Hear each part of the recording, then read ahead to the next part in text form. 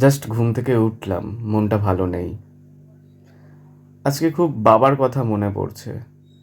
বাড়িতে মাও নেই, দিদির শ্বশুর মারা গেছেন, দুটো কিডনি নষ্ট হয়ে গেছে। তো মা সেখানে গেছে।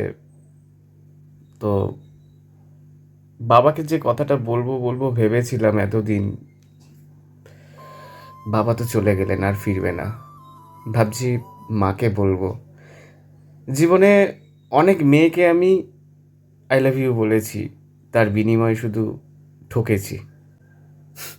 ফোন করতো, খোঁজ নিত, কিন্তু তারপর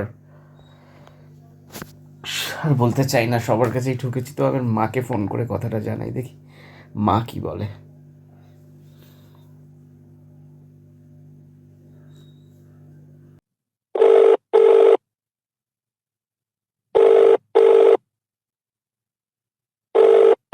বল। হ্যাঁ মা। হ্যালো।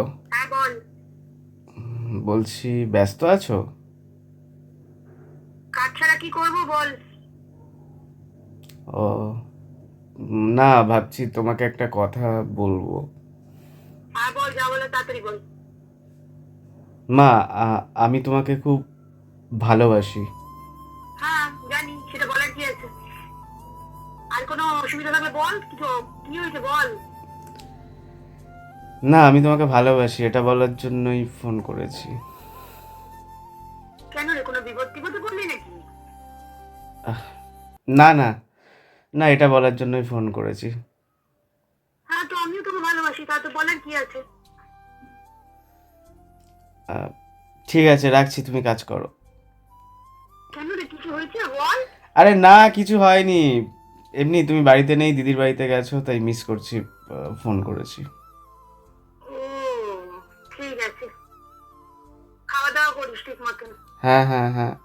ঠিক আছে, রাখ। তো মাকে ফোন করলাম, শুনলেই তো।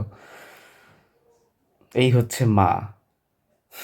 ভালোবাসির কথা যদি তোমরা তোমাদের মনের মানুষকে বলো, I love you two, I love you three এসব বলো, মা কিন্তু আই লাভ ইউ টু হয়তো জানেন না, কিন্তু ভালোবাসির কথাটা যখন বললাম, তখন বললো কোনো বিপদ হয়েছে।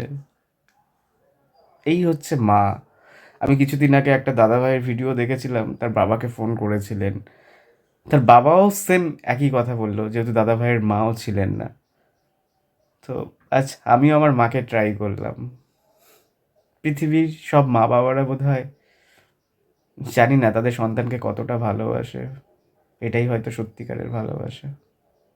তো তোমরাও ভিডিওটা দেখার পর তোমাদেরও বাবা মাকে এরকম বলো, দেখো কি বলে। তো মায়ের এই ভালোবাসা সত্যি জানাতে পেরে আমি ভেতর থেকে খুব হ্যাপি এবং খুব ভালো লাগছে।